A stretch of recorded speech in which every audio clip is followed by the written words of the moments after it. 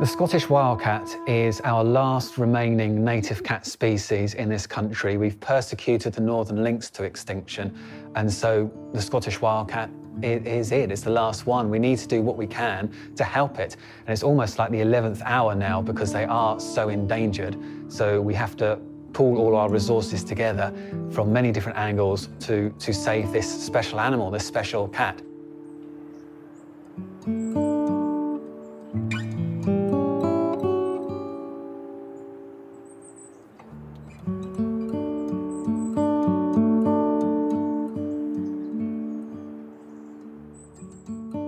Now, the Scottish wildcat is believed to be, weight for weight, the most aggressive cat species in the world. It's also believed to be perhaps the only cat species that is truly untamable.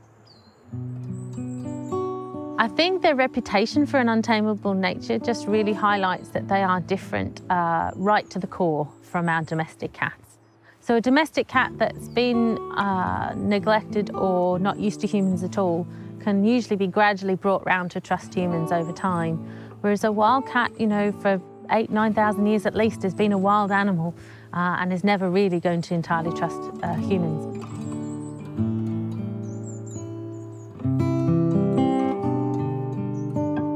Scottish wildcats tend to be larger than domestic cats are. They are more stockily built, longer in the leg as well, broader, flatter muzzles, more defined markings on the side of their bodies as well.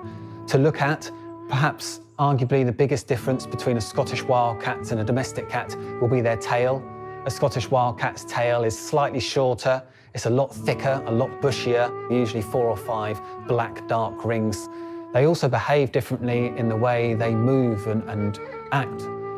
Scottish wildcats, they don't walk, they tend to stalk everywhere. They don't look at you, they have that stare in their eyes as if they're peering into your soul, something eerily beautiful about them.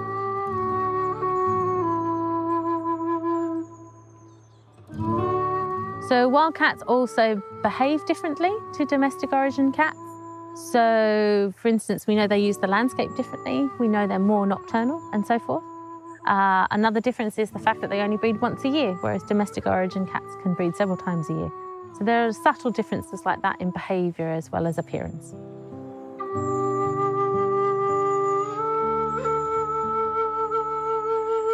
Now, the Scottish wildcat is a very elusive, a very secretive animal. They tend to spend most of their life on their own as well, and so it's very unlikely that you'll ever see one out in the wild. They're adapted in so many ways to exploit the habitats that they find in. So, for example, their coat, their pelage is ideal, almost perfect for camouflage.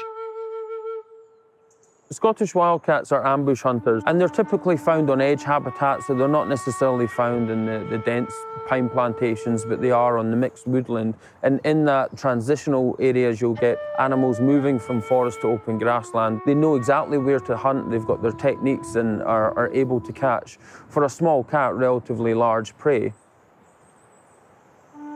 Now, a Scottish wildcat is a purely carnivorous animal, and so they'll mainly be preying on smaller mammals and the game birds that they find within their natural home ranges. Staple diet would probably be something like rabbits and hares, for example. They are stocky animals, although they're fairly small for a cat species or a wild cat species. They are stocky, they are long-legged, so they are quick and agile hunters. They can climb trees to many feet high, 40, 50 foot up a tree.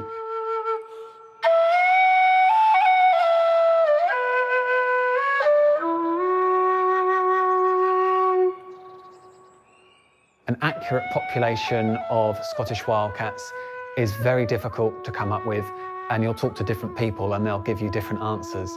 So from the captive breeding side of things, I think the official number that our group will say is there's probably only as few as 35 pure Scottish wildcats left in Scotland, and so they are in desperate need of our help.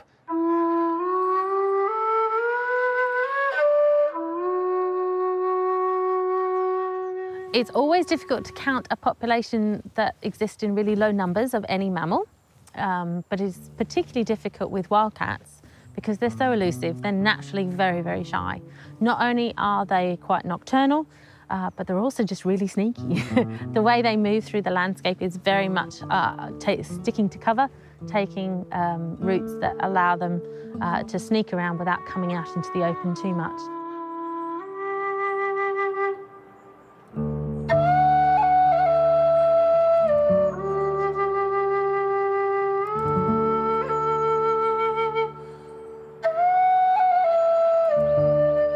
I mean, you could argue with rewilding, as many people do, why bother? What's the point? It's a long-term, expensive process.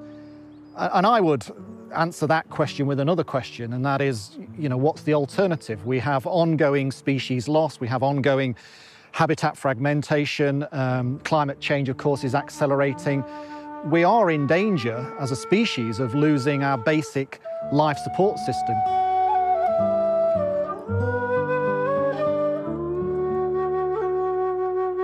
A key word in this whole process is connectivity.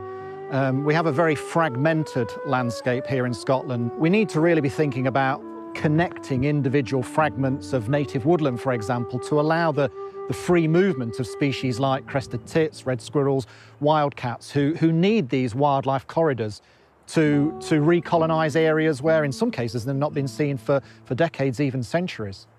And in Scotland, there are lots of very exciting examples of both private land holdings and public land holdings really starting to look at restoring the landscape on a big scale. And here in the Cairngorms is a really good example where you've got public bodies and private landowners working together to restore the integrity of landscape across land ownership boundaries. So in many ways, we're entering a new era in nature conservation, and it's exciting.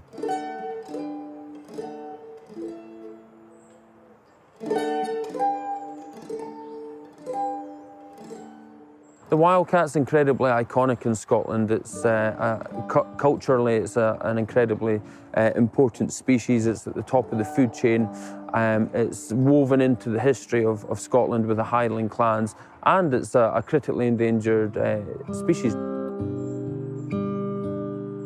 Many Scottish clans would use the wildcat as their clan logo, and they did this because they can obviously recognise the ferociousness and the independence and the strength in one relatively small cat, but that had such a big character and was so very iconic. And it's important that animals like the wildcat, they have their place in history, they have their place in culture, and I don't think there's any stronger than the wildcat.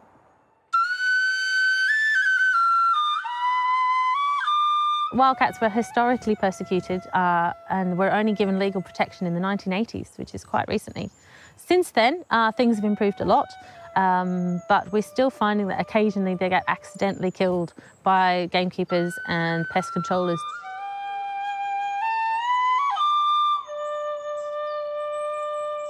But since they were legally protected, they have really been suffering from a combination of more difficult things to solve, which are things like hybridisation with domestic origin cats, and disease, of course, transferring from unneutered and vaccinated feral cats and pet cats to the wild cats.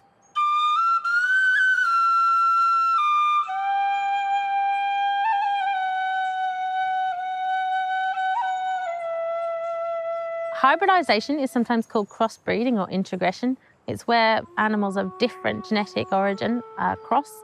And in this case, we've got Scottish wildcats crossbreeding with cats of domestic origin. So thousands of years of separate development, suddenly they get crossed over.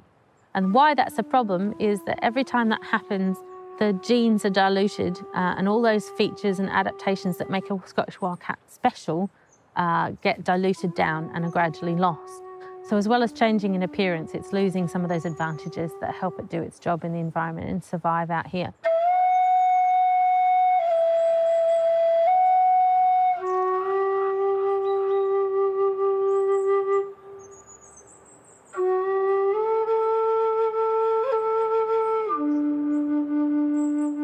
We have to figure out which cats are wildcats, which cats are hybrids. And in reality, there's a scale. There's pure wildcats on one end and domestic cats on the other. We do use a combination of techniques to decide which cats are hybrids and what degree of hybrid they are. So we use a system called pelage scoring, which is based on their appearance, and a system of DNA analysis, so genetic work.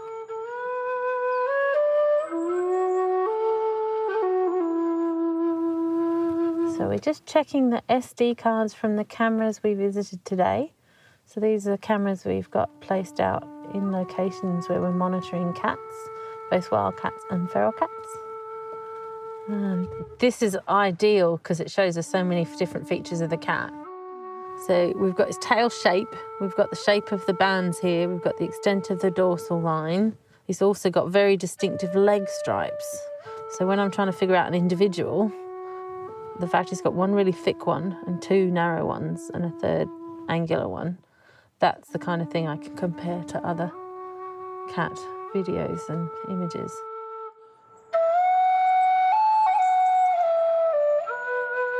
Okay, so our target animals are feral cats, so that's cats of domestic origin, and very obvious quality hybrids that we want to catch for neutering and vaccination and returning back to where they came from. So the idea is that we use cameras first to figure out where cats are and to figure out if it's safe to trap. So we find wee spots in the woods and fields where it's safe to tuck one of these in out of the way, out of the weather, and cats, being curious, come along, look for our food and scent, and wander in, hopefully. But it takes a lot of preparation and quite a bit of a knack as well. We have surveyed the whole area with cameras at about one camera every 1.25 kilometres last winter with volunteer help. From that, we got a fairly good idea of what cats were living where, and we knew which areas were most likely to have ferals. So this autumn, we came back to those feral hotspots, put cameras out again, confirmed that there were ferals there, and then put the traps live. So the trap sites, the cage trap sites, were chosen based on sort of up-to-the-minute sightings of ferals. So we always make sure we know exactly what we're targeting. And if there's a wildcat around as well, we have to take extra precautions. If there was a female with kittens, we wouldn't be able to trap. If you've got, for instance, badgers coming every night, it's just too risky, you have to move it. And as well as all of that, you also have to make sure you've let all the neighbours know, because they might have pet cats that you could accidentally catch. So I've leafleted every house within a couple of miles of each trap site to let people know what dates we'd be trapping, what's involved, how to keep their pet cat separately, and ask people to give me a photograph or a description of their cat, so that if I accidentally catch them, I'll go, oh, it's you, and let it go. So we check all our feral cat traps every 12 hours. So it's at least twice a day, sometimes even more frequently than that, particularly if you have multiple cats that might trigger the trap.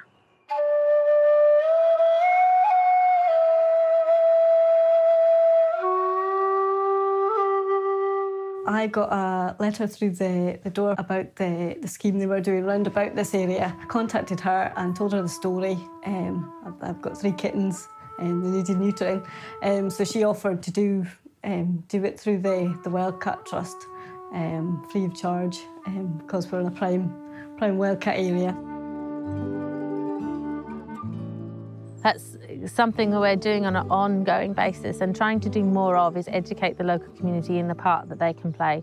The biggest and simplest thing people can do is simply get their own pets neutered and vaccinated.